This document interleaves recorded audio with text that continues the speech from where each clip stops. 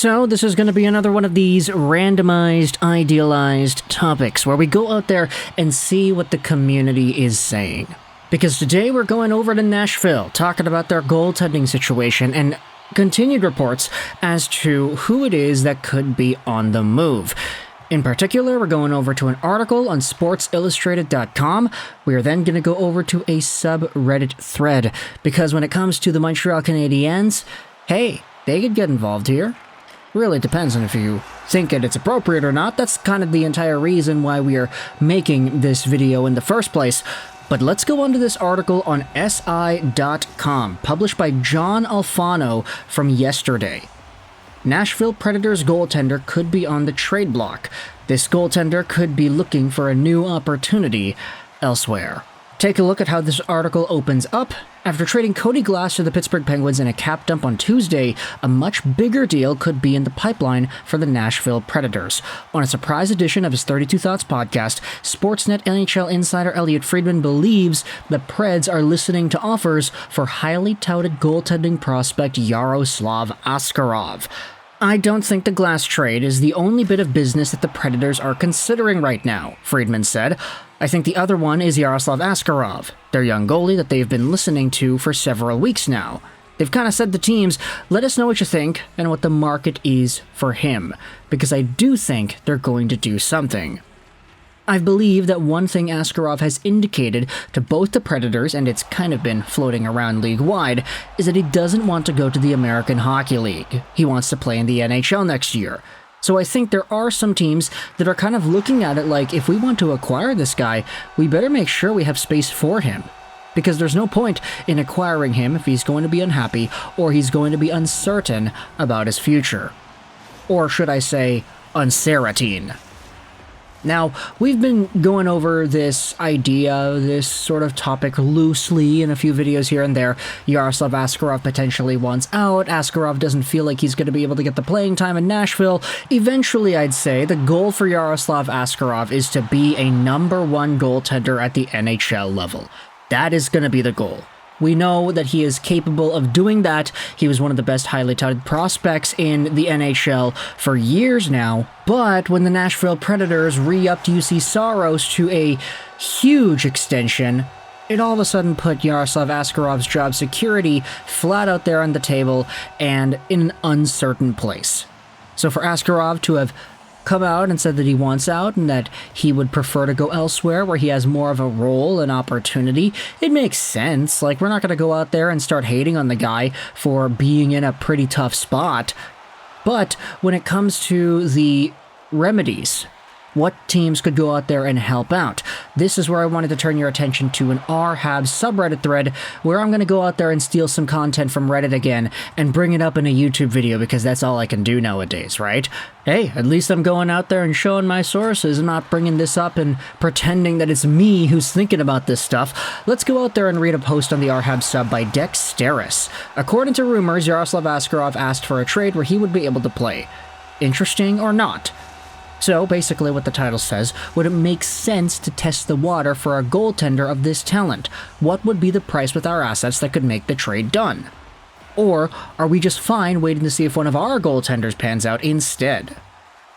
This, of course, is insinuating the idea that if the Montreal Canadiens wanted an upgrade in net over Monty, over Primo, over their own guys, maybe a player like Askarov is the guy to get that done.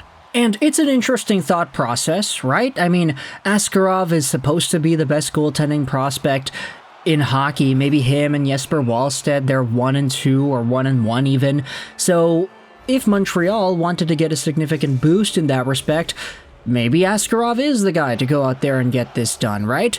If the Montreal Canadiens could get themselves a top-tier goaltending prospect and they're able to go over to Nashville and help them out in a way that they need, let's say they give them a defenseman or something, or they swap a backup goaltender over to Nashville, a guy who's not going to be complaining about being given a backup spot long-term, then maybe it works out for everybody, right? Well, let's go out there and read what some of the comments here say, because I'd say that most of them are actually in disagreement. Here's the top one, made by Cozet. The way goaltending as an entire profession has plateaued in the last 4 to 5 years, I wouldn't invest any significant assets to acquire a top-tier goaltender.